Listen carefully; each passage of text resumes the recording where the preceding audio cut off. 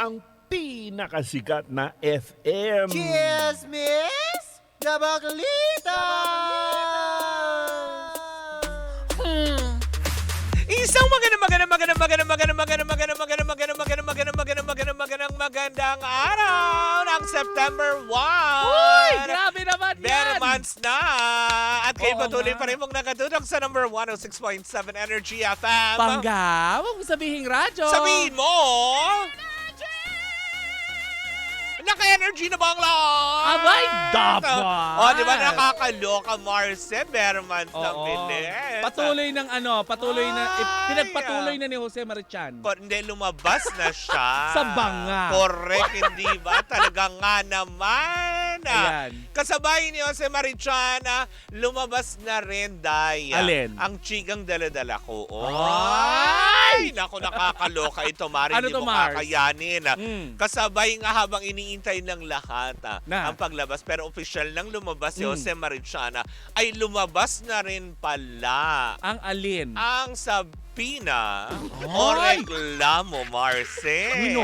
na ipinadala ni Cheese Escudero laban kay Christopher Min. Naku, nay. Natanggap na nga ng formal daw, Mari. Yun ang nasagap ko. Hala. Formal lang natanggap ni Christopher Min yung cyber libel case or yung cyber libel complaint ni Cheese Escudero kay Christopher Min. Maribigyan mo nga ako ng background bakit galit si Cheese kay Kasi nga kay hindi Christy. ba nagpaputok nga siya ng balita tungkol sa hiwalayan nila ni Sorry Oo. natatawa ako sa pagkatapos na nagpalabas ay nagpaputok. Diba? Hoy, binibigyan mo ng koneksyon. Hindi. Ang paglabas at pagputok. Diba? Yan. At isama na rin natin ang pagpasok. Diba? Pagpasok nila, Marce, Oh. sa first hearing nila, Marce, ito yung nabalitaan ko. Magkakaroon ng hearing na itong September. Pero Mare, di ba? Si Nay Christy may mga kwento siya na halos nasanay na siya sa mga ganyan. Oo, pero ito Kaso- kakaiba dahil nga ang senador mismo, hindi si Hart yung nag-file. Si Cheese Escudero na. Dahil nga diba yung maling impormasyon na pinakakalap tungkol sa hiwalayan nila. Kaya alam mo naman si Hart, mega dead ba yan to the highest level. Kaya lang Oo. siguro, may mga times na medyo na below the belt, Mare. Kaya Ay. siguro umaksyon na si Senator Cheese at ang sabi, itong malupit, Mare, Ano? na nabalitaan ko. Diba? Palalagpasin naman daw sana Ni Senator Senator. Cheese Escudero, Oh. yung mga kung anong patutsada, kung ano yung mga balita. Kasi nga naman yung asawa niya, part ng showbiz. Kaso, hindi ba, ang gustong mangyari daw ni Senator Cheese ay maturuan ng leksyon Ay. ang mga katulad ni Christopher Min na hindi porket matatagal na daw sa industriya at hindi porket na kayo ay parang powerful pagdating sa showbiz, eh hindi na kayo pwedeng kantiin. Speaking of powerful, Mare, hindi kaya suntok sa buwan din ito na mag-prosper yung kaso? Sa tingin ko naman, hindi magiging suntok sa buwan dahil may mga basihan, may mga ebidensya na nakalap. And to think, abogado rin si Cheese Escudero. Oo, yun So, lang. sino maglalaban dito? Si Senator Cheese tsaka si Senator Topacio. Ay, si Attorney Topacio, Oo. diba? Senator Topacio, diba? So, parang yun lang, hindi ba nakinagimbal na formal at inacknowledge naman din ng batikang kolumnista na si Christopher Min na natanggap na niya ang complaint letter. At ito nga September, Mare, yun ang papakantabayanan natin kung ano mangyayari sa kanilang first arraignment. Oo. Diba? Alam mo, Mare, meron akong request sa'yo. Mm.